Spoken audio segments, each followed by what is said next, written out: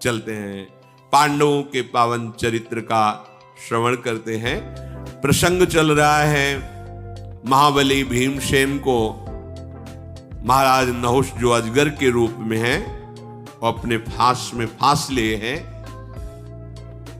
अपशकुनों की पहचान करने वाले युधिष्ठिर को पता चला कि कोई अपशकुन हो, जानकारी की कौन यहां नहीं, बोले भीम नहीं, कोई महान संकट हो गया, क्योंकि मेरे बाम अंग फड़क रहे हैं, बाई आंख फड़क रही, कई अपशकुन दिखाई दे रहे।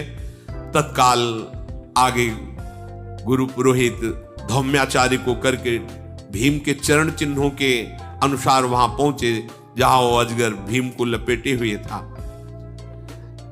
पूछा कि आप इतने विशालकाय हैं, आज तक कोई ऐसा त्रिभुवन में नहीं है जो भीम को निर्बल कर सके, अपने अधीन कर सके। हजारों अजगर मिलकर भी नहीं कर सकते, हजारों सिंह, दसियों हजार गजराज भी नहीं कर सकते, तुमने कैसे कर लिया? तो कहा कि मैं कोई साधारण सर्प नहीं हूं, मैं इंद्रासन पर बैठा हुआ महाराज नहुष था। मेरा ऋषियों का अपराध बन गया, जिसके कारण मैं अजगर योनि को, तो मुझे वरदान प्राप्त है, दिन के 6वें भाग में जो भी सामने आ जाएगा, वो कोई भी हो त्रिभुवन में, वो मेरा ग्रास बन जाएगा। इस कारण भीम का बल नष्ट हो चुका है। तो आप भीम को छोड़ दो, जो चाहोगे मैं दे दूंगा, जो आहार चाहोगे। नहीं, मैं अन्य आहार नहीं, जो मेरी पकड़ में आएगा वही मैं पा सकता हूं, ऐसा ऋषियों का कथन था। तो अब मेरा, यद्यपि मैं पूर्वज हूं, तुम्हारा पूर्वज हूं, जानता हूं, पर मैं छोड़ नहीं सकता, क्योंकि प्राणों से प्रिय और कुछ नहीं होता। मेरे प्राण भूख से व्याकुल है और मैं भीम को खाऊंगा। तो कोई तो उपाय होगा कि आप भीम को छोड़ सकते हैं। तो हाँ, एक उपाय है, यदि आप हमारे प्रश्नों का उत्तर दे दे, जो मैं प्रश्न करूं उसका उत्तर दे दे, तो मैं भीम को छोड़ दूंगा, क्योंकि प्रश्नों का सही उत्तर मिलते ही मेरी सर्पयून छूट जाएगी, तो मैं छोड़ सकता हूं। तो कल इसकी चर्चा हुई थी, कई प्रश्न महाराज नहुष सर्पयोनि में महाराज युधिष्ठिर से किए थे, वो उत्तर दे रहे थे। इसमें प्रश्न किया फिर कि मनुष्य की गतियां देखने में आती हैं, स्वर्ग की प्राप्ति, कर्मों का निश्चय रूप से मिलने वाला फल और देहाभिमान पुरुष की गति, इस विषय में आप प्रकाश डालिए। तो आपने कर्मों के अनुसार जो वर्णन किया, 3 गतियां होती कर्मों के अनुसार। एक जो बहुत पुण्यात्मा होते हैं, जिनसे पाप कर्म नहीं बनते, प्रायः पुण्य और भजन में अंतर, ध्यान रखना। तीर्थों में जाके खूब दान और पुण्य, सब ये यज्ञ आदि बड़े बड़े अनुष्ठान करवाना, देव मंदिरों को स्थापना करना, कुआं बावरी और सेवा करवाना, ये सब पुण्य के अंतर्गत आता है। मैं कर रहा हूं ना, और अगर यही सब प्रभु को अर्पित किया, प्रभु का दास बन करके, तो गति बदल जाएगी। जो पुण्यात्मा जन है, जिनका केवल पुण्य में ही अनुराग होता है, ऐसे हैं। हमने देखा था कानपुर में, एक जब आश्रम में रहते थे, तो गुरु आश्रम में, तो एक मैदा फैक्ट्री के बहुत बड़े, कई मैदा फैक्ट्रियां थी, पर वो पुण्यात्मा थे। देखा उनका स्वभाव, देखा वो आधा किलोमीटर दूर ही अपनी गाड़ियां खड़ी कर देते, 10 गाड़ियां उनके साथ आती थी, अंगरक्षक को सब वहीं खड़े, धोती कुर्ता गमछा, नंगे पैर आश्रम तक आना, प्रणाम करके बैठना, बिल्कुल ऐसे जैसे एक साधारण आदमी। सतचंडी यज्ञ कानपुर में की थी, करोड़ों रुपया लग, सब भोजन जो जितना चाहो पाओ। और आप सेवा जानते क्या करते थे? एक ऐसे ड्रम जैसा ले हुए साथ, और एक झाड़ू, जहां कोई दोना पत्तल भीतर डाल। जैसे कोई पूछता है यज्ञ कौन करा रहे हैं, भाई हमको तो सेवा यहाँ दोना पत्तल उठा दे, आप किसी और से जानकारी की। वो स्वयं, एक पैसा किसी का नहीं, स्वयं अपना। ये पुण्यात्मा पुरुष जानने भी नहीं दे रहे कि कौन कर रहा है। ऐसे पुण्यात्मा पुरुषों को स्वर्ग की, उत्तम लोक की प्राप्ति, भगवत प्राप्ति शब्द अलग है, उत्तम लोकों की प्राप्ति होती है। और जो शास्त्र विरुद्ध मनमानी आचरण करते हैं, क्या शास्त्र कहता है, क्या संत कहते हैं, उसकी तरफ ध्यान ही नहीं, फिर उनको नारकी गतियों में जन्म मिलता है और नरक की प्राप्ति होती है। वहां कष्ट भोग करके नीच योनियों को प्राप्त होते हैं। और जिनसे कुछ पाप बने और कुछ पुण्य बने उनको मनुष्य मृत्युलोक की प्राप्ति, जिसमें मनुष्य योनि ये दोनों से मिश्रित है, पाप और पुण्य दोनों से मिश्रित शरीर की रचना होती है। जो आलस्य और प्रमाद का त्याग करके किसी की हिंसा न करते हुए अपने शास्त्र संयम के द्वारा दान और शुभ कर्म प्रभु को अर्पित करते हुए भजन करते हैं, वो भगवत प्राप्त होते हैं। 3 गतियां और ये सबसे बिलक गति।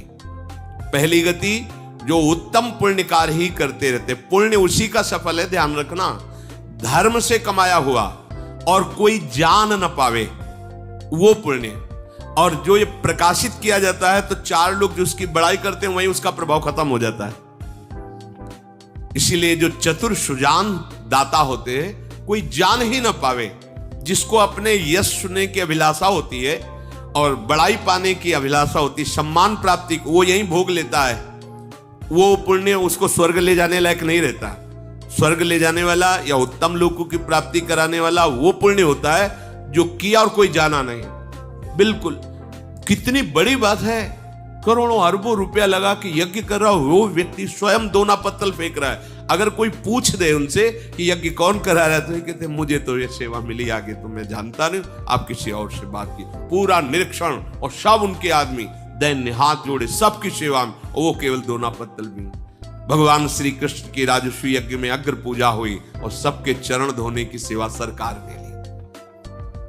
दैन्य और गुप्त, देने के बाद अहंकार नहीं और देने के बाद कोई जान न पावे, वो सुकृत, वो जाते हैं सुकृत लोगों को। और जो मनमानी आचरण करते हैं, पापाचार, नरक और नीच योनियों को, जो पाप और पुण्य दोनों जिनसे होते रहते हैं, वो मनुष्य योनि को प्राप्त होते हैं। और जो अपने शास्त्र संयम के अनुसार कर्म करते हैं, दान पुण्य शुभ कर्म, ये सब भगवान को अर्पित करते और भजन करते, उनको भगवत प्राप्ति होती है, जहां आना जाना नहीं है। जो विपरीत आचरण करता है, मनमानी आचरण करता है, वो पशु पक्षी की योनियों में जन्म लेता है। इसका कारण यह है कि वो काम और क्रोध लोभ से युक्त होकर के मानवता से भ्रष्ट हो जाता है, इसलिए उसे नीच योनियों की प्राप्ति होती है। प्रयोजनवश जीव प्रायः इन्हीं 3 गतियों को प्राप्त होता है। ये जो चौथी बात बताई गई, ये देहाभिमानी को प्राप्त नहीं होती। देह भाव से युक्त होकर इंद्रियों की परवस्तावश जो बार बार भोगों को भोगता है, उसे जन्म लेना पड़ता है और दुख सुख का उपभोग करते हुए फिर जीवन बिताकर फिर मरण फिर जन्म। जो सबका हित करते हुए आत्मस्वरूप प्रभु का भजन करता है और अपने सारे कर्म प्रभु को अर्पित करता है, वो परम ब्रह्म में भली भांति प्रतिष्ठित हो जाता है, अर्थात वो भगवत प्राप्त हो जाता है। तुम तो बड़े सर्वज्ञ हो, जो प्रश्न करता हूं उसका उत्तर दे देते हो। तुमने बहुत बड़े अद्भुत कर्म किए हैं, तभी तुम्हें ऐसा ज्ञान प्राप्त हुआ है। अद्भुत कर्म का तात्पर्य है तुमने ऋषियों की जरूर सेवा की। तो 10,000 ऋषि अब भी वनवास में महाराज युधिष्ठिर के पास हैं और उन्हीं के लिए वो क्लेशित हुए थे कि कैसे भोजन पवाऊं। तो भगवान सूर्य की आराधना करके वो बटलोई प्राप्त की थी। तो महाराज फिर एक प्रश्न का और उत्तर दीजिए। ये जो बड़े बड़े धन संपत्ति वाले जन हैं, ये अपने को बुद्धिमान समझते हैं, शूरवीर समझते हैं, पर इनको कौन ऐसा है जो मोह में डाल देता है, दुर्गति हो जाती है, जैसे मेरी हुई। नहुष जी कह रहे हैं जो सर्पयोन में, मैं देवराज इंद्र के पद पर था, उस पद में जाते ही मैं मदोन्मत्त हो गया और मेरे से वो अपराध बना जो बिल्कुल नहीं होना चाहिए। महान तपस्वी ऋषियों से पालकी जुतवाई, परंतु आज मेरा हृदय जल रहा है कि मैंने वो क्या अपराध किया। जिन ऋषियों की चरण धूलि माथे पे रखना चाहिए, उनके कांधे पे पालकी ढुआई और मेरी ये दुर्गति हो गई। ये बड़ा कष्टदायक जीवन मेरा सर्प योनि में है। बोलो स्वर्ग का देवराज इंद्र पद मुझे प्राप्त था, दिव्य विमान थे, पर मैंने अभिमान में ऋषियों की पालकी जो थी। ब्रह्म ऋषि देवता गंधर्व यक्ष राक्षस कोई भी मेरे सामने आ जाए, उसकी आदि शक्ति मेरे में आ जाती थी। मेरी शक्ति तो है ही, उसकी आदि शक्ति, ये मुझे देवताओं ने वरदान दिया था। मैं जिस प्राणी की ओर आंख उठा के देख लूं तत्काल उसका तेज नष्ट हो जाता था। मैं ऐसा तेजवान, पर मैंने ब्रह्म ऋषियों का अपमान करके अपना सर्वनाश कर लिया। ये अपने लोग देखते हैं, कहते गया गया, मान जा नहीं तो चला जाएगा। तो लगता है कि हमारे पास बैंक बैलेंस, हमारे पास अमुक अमुक सुविधाएं, ये सब ऐसे ऐसे नष्ट होने वाली। भ्रकुटी विलास सृष्टि लय हुई, तेरे पास कितना बैंक बैलेंस है? यहां सर्वनाश का खेल खेलने वाला काल केवल तुम्हें बाट जो रहा है। मान जा, राधा राधा रट, प्रभु की शरण में आ जा। ये अभिमान छोड़ दे, मैं कुछ कर लूंगा, कुछ नहीं कर पाएगा। ये काल तुझे नष्ट कर देगा। बस प्रभु की शरण में हो जाओ। जो करा रहे हैं उन्हीं के द्वारा कराए हुए सत्कर्मों को उनको अर्पित कर दो, भगवत प्राप्त हो जाओगे। पर कौन भगवत प्राप्त होना चाहता है? कौन शांति चाहता है? चाहते सब सुख हैं, पर मार्ग दुख का अनुसरण करेंगे। मेरी इतनी बुद्धि भ्रष्ट हो गई थी कि जब पालकी पर ऋषिजन चल रहे थे तो मैंने आगे चलने वाले महर्षि अगस्त को लात मारी कि सर्प सर्प, मतलब शीघ्र चल। तो उन्होंने कहा, जा, तू देवराज इंद्र के पद में बैठा हुआ इतना बड़ा अपराध कर दिया। सर्प सर्प बोलता है, जा सर्प योनि को प्राप्त हो। जब मैं नीचे गिरा तो देखा मैं सर्प योनि को प्राप्त हो गया। प्रमाद, ये विवेक शून्यता, ये धन और पद का अपराध मेरा सर्वनाश कर दिया। जब मैं गिर रहा था तो रोने लगा और ऋषियों से कहा कि आप तो बहुत करुणामय हैं, कम से कम मेरे साप को आप एक सीमा में बांध दीजिए, कब तक मैं भोगूंगा इस दुख को।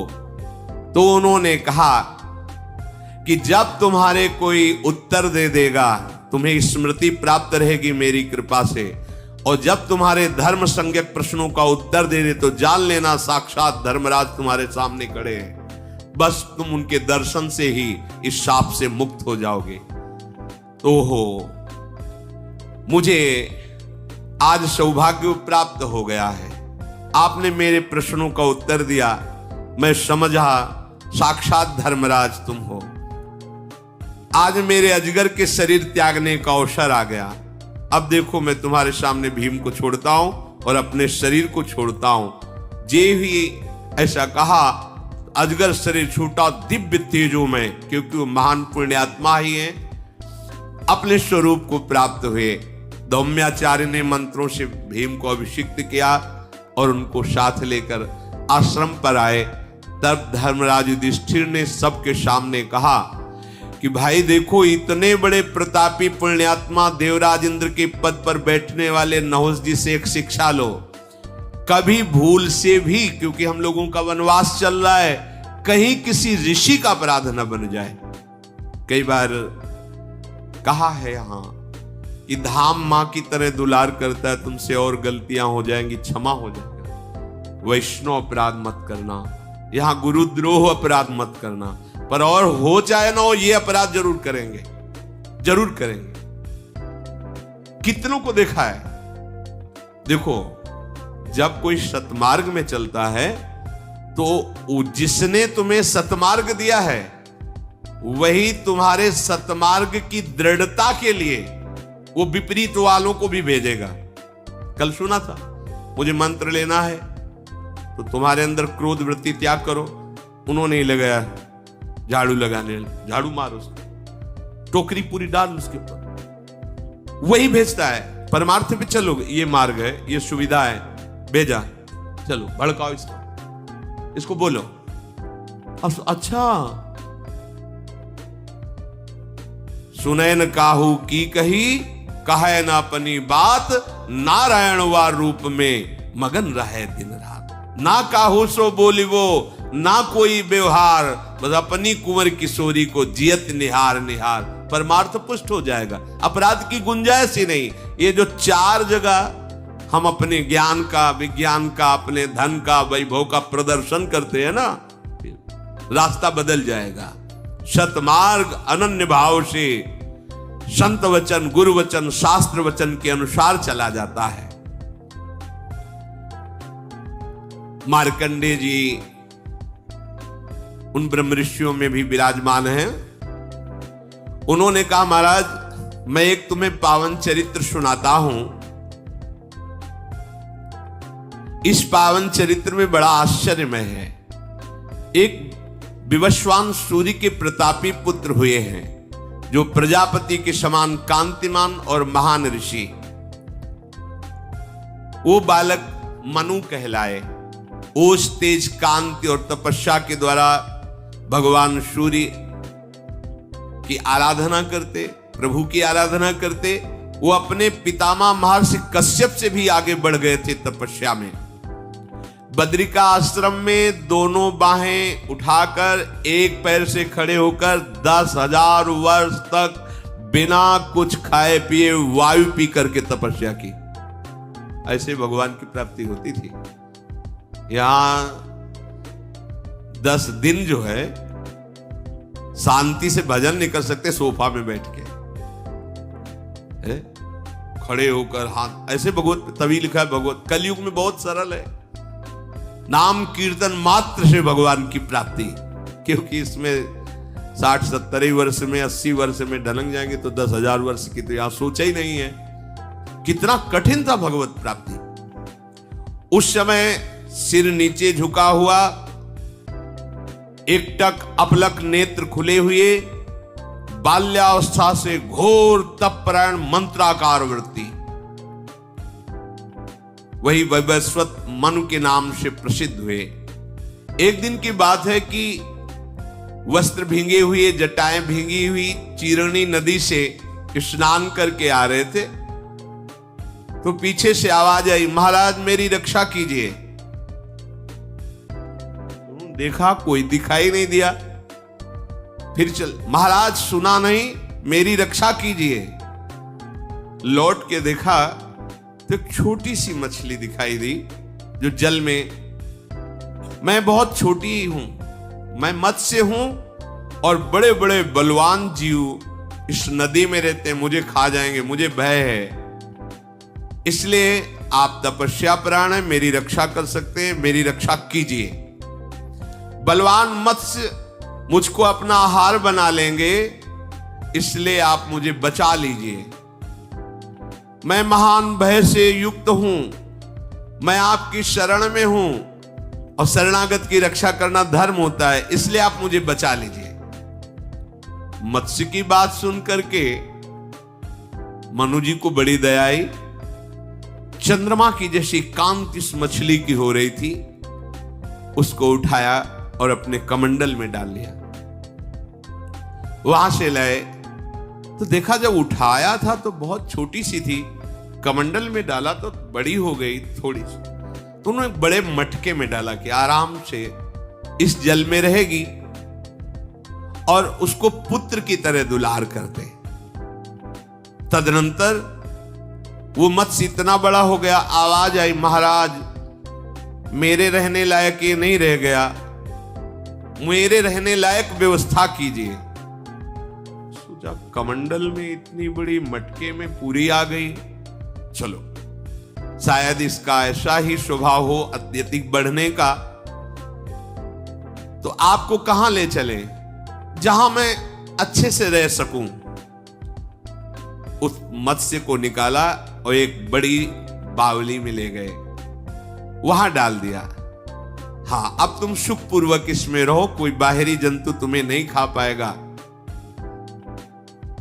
2 योजन की चौड़ाई की वो झील थी, 2 योजन 8 कोस, 8 कोस, 1 योजन का मतलब 4 कोस, 8 कोस की थी। परंतु डाला थोड़ी देर में, कहा महाराज मेरा शरीर और बड़ा हो गया, अब मैं कह रहा हूं पूरा तालाब, वो झील जो है मत्स्य। आश्चर्य, कमंडल, मटका, बावड़ी और झील, क्या स्वभाव इस मछली का है। देखो मैं हिलडुल भी नहीं सकती, तो मेरा शरीर जहां आनंद पूर्वक रह सके वहां मुझे ले चलो। तो तुम ही बताओ मैं कहां ले चलूं? सुना है गंगा जी बहुत पावन है, वहां मुझे ले चलो।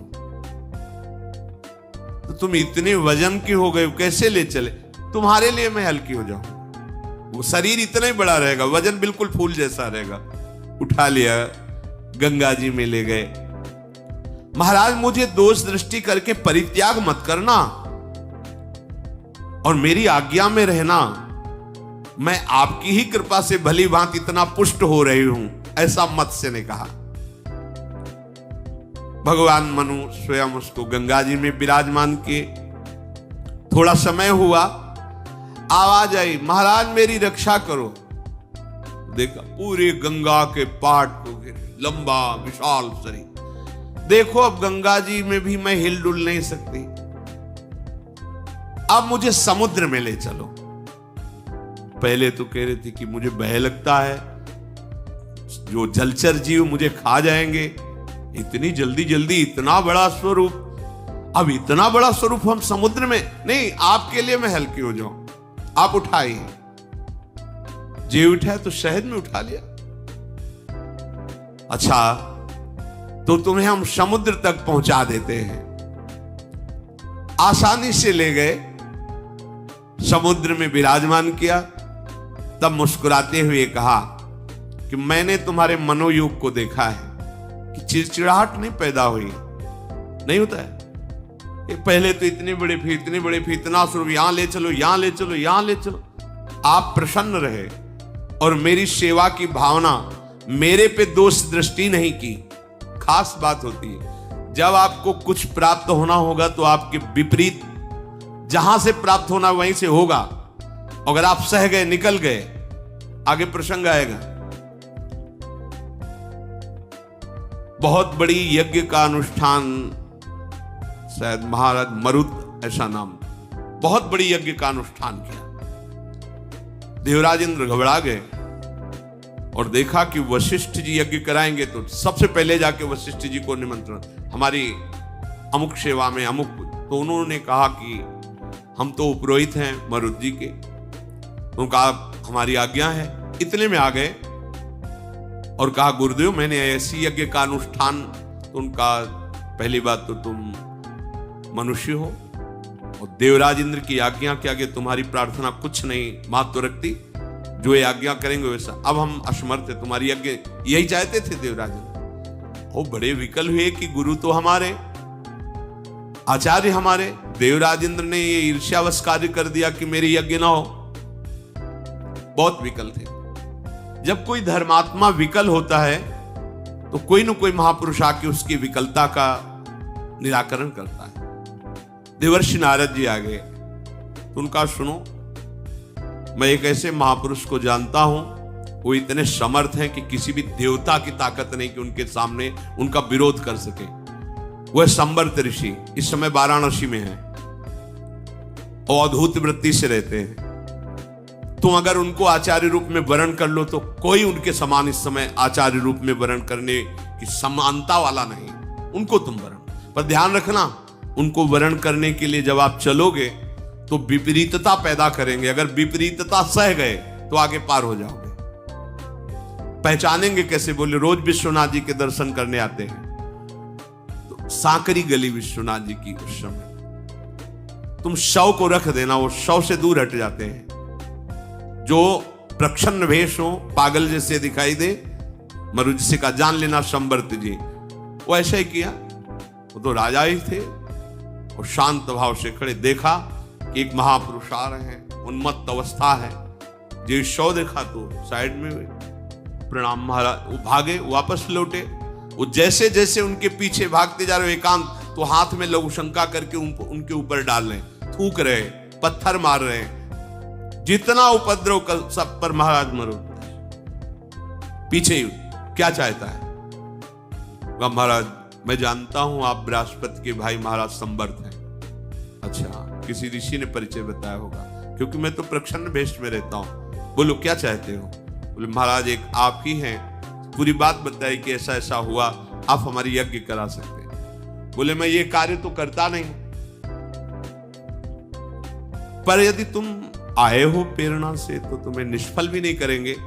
पर ध्यान रखना, अगर मेरा आश्रय छोड़ दिया, दूसरे का आश्रय ले लिया, तो इसी में तुम नष्ट हो जाओगे, भस्म हो जाओगे। और अगर मेरा आश्रय नहीं छोड़ा तो किसी दैवी शक्ति की भी सामर्थ्य नहीं कि तुम्हारे यज्ञ में विघ्न डाल सके। उनका पक्का अनन्य भाव से आपका वर्ण करके गए। जो ही इंद्र ने सुना कि जिस कार्य के लिए हमने वशिष्ठ जी को अपने पक्ष में कर लिया, उन्होंने सांबर्त ऋषि को अपना आचार्य बना लिया, तो अग्नि देवता को भेजा कि जाके मरुत को बता दो कि मैं आहुति ही नहीं लूंगा तो तुम्हारी यज्ञ कैसे होगी। अग्नि देवता साक्षात प्रकट हुए और कहा इनसे मत करवाओ, मैं आहुति स्वीकार नहीं करूंगा। तो संबर्त ऋषि ने जानो क्या शब्द कहा था, अय अग्नि, मेरी तप की शक्ति से तू परिचित नहीं है, अभी तेरे को भस्म कर दूंगा। किसको? अग्नि देवता को। अग्निदेव भाग गए वहां से और कहा देवराजेंद्र से कह देना जब तक यज्ञ पूरी ना हो जाए कोई भी विघ्न अगर उपस्थित किया ये सामर्थ। पर जानते हो क्या कहा था? अगर मेरा आश्रय छोड़ दिया किसी भय से, किसी प्रलोभन से, तो स्वयं नष्ट हो जाओगे। ये मार्ग ऐसा है। शांति से एक बार निश्चय करो मेरा मार्ग कौन है। शांति से निश्चय करो मार्गदाता कौन है, मार्ग का आश्रय क्या है, और बस चल पड़ो। बीच में कितनी पंक्तियां ऐसी मिलेंगी, आओ इसमें रबड़ी बट रही तुरंत ले लो, यहां तो तुम्हें सूखी दलिया भी नहीं मिल रही, आओ ना, कितने वर्ष हुए नहीं, आओ अभी हम तुम्हें भगवत प्राप्ति कराते हैं। आधी छोड़ पूरी को धावे, पूरी मिले न आधी पावे। एक बार केवल पता चल जाए कि वो कहीं और पंक्ति में खड़ा था, तो तेरे द्वारे बटत है सहज लाडली लाल के अब दोबारा पंक्ति में आना मुश्किल हो जाएगा, क्योंकि तुम्हारी सामर्थ्य नहीं कि तुम इस पंक्ति में खड़े हो जाओ। ये केवल कृपा से मिला है, और कृपा की अवहेलना करके अन्य आश्रय ले लिया, फिर नहीं, फिर नहीं। ये अनन्य मार्ग है, एक जैसे भी हैं। यद्यपि भक्त अनन्य जो विषय इंद्रियन बस होए, करबट कोटि जितेंद्रियन ते समलह न कोय। चाहे जितना विषय हो, अनन्य हो गया हमारे माई श्यामा जी को राज, और सो कृपाति सुलभ नहीं ताको कौन उपाय, चरण शरण हरिवंश की सहजय बने बनाए। अब आगे बात बन गई। ये जो समझते हैं कि वाणिज्य व्यापार है, दुकान है, पैसा फेंको माल, ये पैसा से माल मिलने वाला नहीं।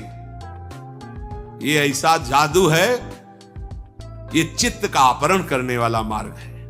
चंचल चित्त आकर्षण, तभी आप वहां तक पहुंच सकते हैं। और चित्त उसी का अपहरण किया जाता है जो अपने चित्त को नामे करने के लिए तैयार है। आपका है, स्वीकार कर लीजिए। जो चित्त विषयों में लगा हुआ है, हमारी सामर्थ्य समर्पण करने की नहीं, तो हम रो तो सकते हैं ना, बस इसी से श्री जी कृपा कर देंगे। और जब ये है कि हमारी सामर्थ्य हम कहीं भी जाके, वो फिर अलग अलग वार्ता हो गई। भगवान ने कितना रूप बदला, कमंडल में, मटके में। तो ये थोड़ी कहा कि आपने हमसे कहा था इतने बड़े होके, अब इतने बड़े हो गए, फिर वही समुद्र में। चिड़चिड़ाहट नहीं हुई, आपको हमारे प्रति दोष दृष्टि नहीं हुई, आप वैसे ही हमारी सेवा में भाव करते रहे। इसलिए अब मेरी बात सुनो, आगे महाप्रलय आने वाला है। उनसे कहा महाराज मनुष्य, आप मनोयोग के साथ मेरी बात सुनिए। ये सारा का सारा संसार चौपट होने वाला है।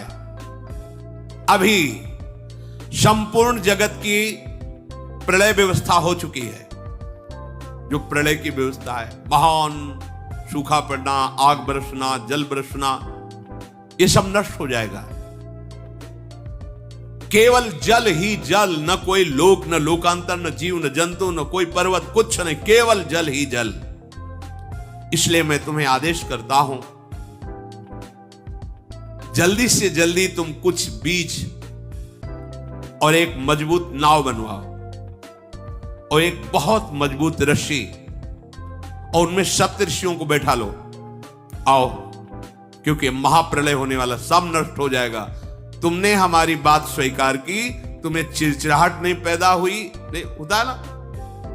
एक बार किसी महापुरुष से किसी ने कहा कि आप उनको बहुत प्यार करते हैं, हमको क्यों नहीं करते हैं, हमारी में क्या कमी है। अच्छा, इस प्रश्न का उत्तर बाद में देंगे। हमारी इच्छा, ये 2 वृक्ष हैं, इनके नीचे अलग अलग चबूतरा बनाओ। तुम बनाओ, तुम बनाओ।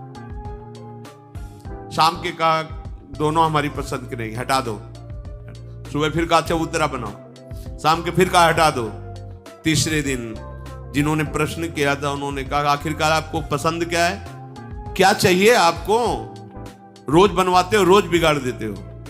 दूसरे से पूछा तुम्हें कोई परेशानी? बोले भगवान जीवन भर आदेश करते रहिए, बनाइए बिगाड़िए, मुझे तो आपकी आंख। बोले समझे मैं उसे क्यों प्यार करता हूं? तुम्हारी चिड़चिड़ाहट आ गई ना? कैसा चाहिए चबूतरा? रोज बनवाते हो, बिगाड़ देते हो। बैठो आराम से। ये परमार्थ है। जब हम आपके हैं तो आप रोज बनवाओ, रोज बिगाड़ो या बैठा ले रहो, मेरे से उसमें क्या तात्पर्य? मेरे को क्यों परेशानी होगी? मेरे को तो आपकी आज्ञा पालन करनी। बस जहां अहम है, जहां अपनी बुद्धि लगाई, परमार्थ तो वहीं गिर जाता है। ये स्वार्थ व्यवहार नहीं है।